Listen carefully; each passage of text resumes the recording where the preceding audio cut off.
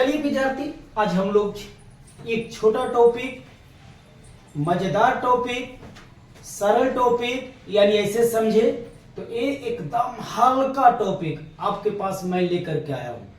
जैसे कि आप लोग देख रहे हैं, अपवर्तक का नाम क्या है। तो चलिए अपवर्तन नाम को समझने के पहले थोड़ा सा नजर डालते हैं अपवर्तन का दूसरा नियम, जिसको हमने स्नेल का नियम कहा था।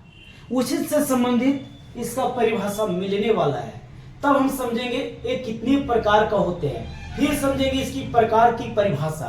तो चलिए, सबसे पहले आपको हमने एक वीडियो में दिखलाया था कि ये कोई रेखा है और ये रेखा दो माध्यम को बांट रहा है। माध्यम किसे कहते हैं? माध्यम वो होता है जो पारदर्शी होता है, जिससे प्रकाश आर पार चली जाती है, वो माध्यम कहलाता है। जैसे में हवा, कांच, पानी, ये सब क्या है? माध्यम। दोनों माध्यम में मैंने दो भागों में व्यक्त करता हूं, एक विरल एक संघन। विरल का मतलब होता है कि जिसकी अणु दूर दूर होता है वो विरल माध्यम कहलाता है, और जिसकी अणु पास पास होता है वो क्या कहलाता है बाबू? संघन माध्यम। तो जैसा कि अगर ये हवा है तो गारंटी ये विरल माध्यम होगा, अगर ये पानी है तो गारंटी है कि ये संघन माध्यम होगा। चलो ठीक है, अब चलिए, यहां से प्रकाश आ रही है, आने के बाद जहां पे दूसरा माध्यम में प्रकाश प्रवेश करती है तो इसकी वेग में क्या होता है? परिवर्तन होता है। इसको इस तरीका से निकल जाना चाहिए, लेकिन ये प्रकाश ऐसे ना निकल करके इस तरीका से निकलती है, क्योंकि हम जानते हैं इसमें प्रकाश की चाल ज्यादा होगी और इसमें प्रकाश की चाल कम होगी। ए लंब के साथ जो कोण बनता है आई, उसकी आपतन कोण कहते हैं, और ये लंब के साथ जो कोण बनता आर, उसे हम अपवर्तन कोण कहते हैं। तो हमने क्या देखा था? साइन आई बटा साइन आर, यानी हमने देखा था साइन आई बटा साइन आर, है ना, बराबर क्या देखा था? नियतांक। नियतांक यानी ऐसे देखा जाए तो इसी नियतांक को हम म्यू को सूचित करते हैं। तो इस नियतांक को जो देखा साइन आई बटा साइन आर, तो इसी नियतांक को हम क्या बोलते हैं बाबू? क्या बोलते हैं? म्यू, या इसी को हम बोलते हैं अपवर्तनांक। चलिए, अपवर्तनांक की परिभाषा मिला। एक माध्यम के सापेक्ष दूसरे माध्यम में जो प्रकाश जा रही है तो उसके द्वारा बना साइन आई बटा साइन आर को हम क्या बोलते हैं? अपवर्तक, है ना। और इसी को अगर देखा जाए तो इसको म्यू से सूचित करते हैं और इसको एन द्वारा भी सूचित करते हैं। अब तो आपको समझ में आ गया होगा। अब चलिए कि अपवर्तक नाम आखिरकार कई टाइप्स के होता है, यानी कितने प्रकार के होते हैं। तो ऐसा देखा जाए कि ये दो प्रकार के होते हैं। कई प्रकार के होते हैं? ये दो प्रकार के होते हैं। पहला में होते हैं निरपेक्ष।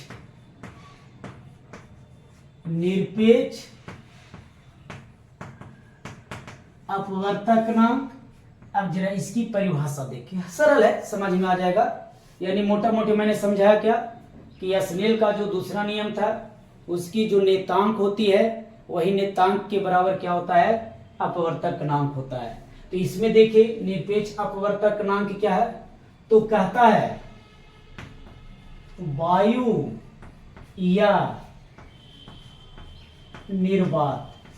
निर्वात को शून्य भी कहा जा सकता है, यानी वायु या निर्वात में प्रकाश की चाल तथा उस माध्यम में प्रकाश की चाल के अनुपात को, मैंने क्या लिखा? वायु में प्रकाश की चाल और उस माध्यम में प्रकाश की चाल के अनुपात को क्या कहते हैं? क्या कहते हैं, बोलो बाबू? निरपेक्ष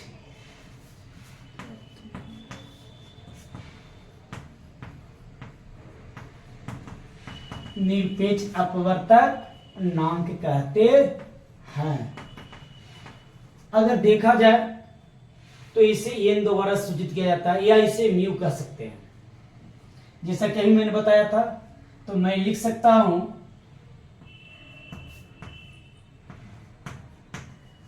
निरपेक्ष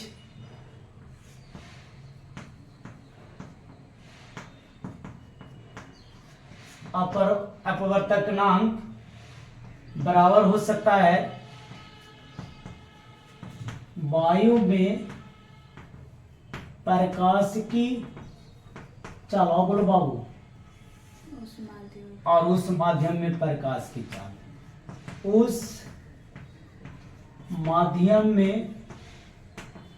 प्रकाश की चाल। बात तो फंस गया, वायु तो समझ रहे हैं, है ना, लेकिन उस माध्यम की बात आ रही, तो कौन माध्यम? तो आप समझिए, जिस माध्यम में आप अपवर्तनांक निकालना चाहते हैं, पानी हो या कांच। जैसे भी देखिए, एक परिभाषा बनता है एन बराबर सी बटा भी, यानी देखा जाए तो ये सी प्रकाश का वेग है और भी उस माध्यम का वेग। एक एग्जाम्पल लेते हैं हम। एग्जाम्पल क्या लेते हैं? मान लिया जाए कांच की बात करते हैं, यानी कांच का वेग दे रखा है कितना? 2 × 10⁸ मीटर पर सेकेंड। तो ये पूछा हमसे कि बताओ कांच का अपवर्तनांक क्या होगा, है ना। आगे बढ़ते हैं, एन निकालना पड़ेगा। तो एन बराबर हम निकालेंगे सी, वायु निर्वात में प्रकाश की चाल सेम होती है, तो इसमें कोई इतराज नहीं। ये होता है 8 मीटर पर सेकेंड बटा, अब कांच का हम निकालना चाह रहे हैं, तो यहाँ लिखेंगे 2 × 10⁸ मीटर पर सेकेंड। कहने का मतलब हुआ कि वायु में प्रकाश की चाल और उस माध्यम, जिस माध्यम को हमने क्या किया है, निकालना चाहा है, तो कांच का हम निकालना चाहें, इसकी चाल दे रखा है, तो ये से ये चला गया, बच गया कितना? 3/2, एक कटेगा तो कितना बचेगा? 1.5। थोड़ा सा एक बात याद रखेंगे, ये भी मीटर पर सेकेंड, ये भी मीटर पर सेकेंड, दोनों यूनिट समान होती है, तो उसका कोई एसआई यूनिट नहीं होता है, इसलिए डायरेक्ट होगा कितना? 1.5। अगर हमें कहा, या कह सकता है कि कांच देख लिए, हमको पानी का अपवर्तनांक निकालना है, तो पानी की चाल होती है 2.5 मीटर पर सेकेंड। तो ऐसे स्थिति में अब हमें क्या करना होगा, यहाँ पे ये वाला भरना होगा, इंटू कितना होता है? 10⁸।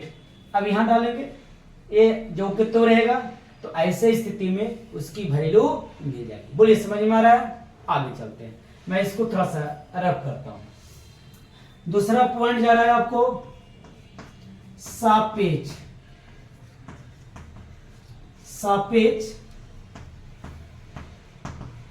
अपवर्तक नाम।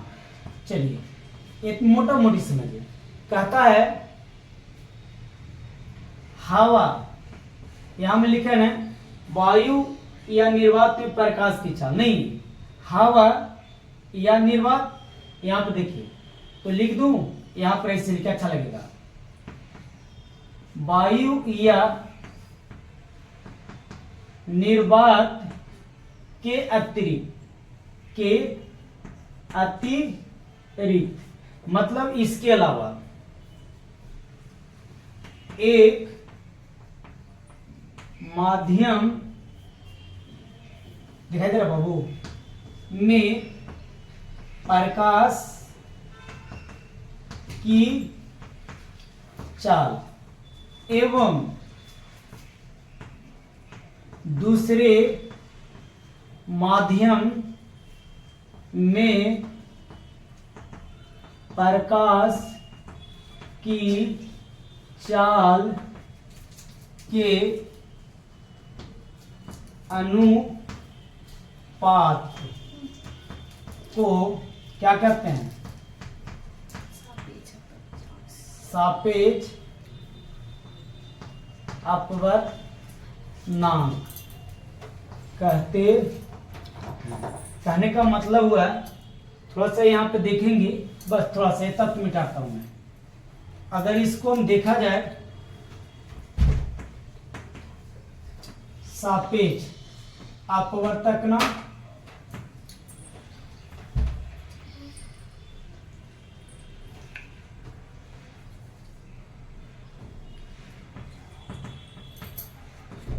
बराबर होता है क्या? एक माध्यम में प्रकाश चाल, एक माध्यम में प्रकाश चाल बटा दूसरे माध्यम में प्रकाश चाल। अब देखो यहाँ पे बात बनाओ, यहाँ पे क्या लिखा? वायु में प्रकाश की चाल नहीं, एक माध्यम।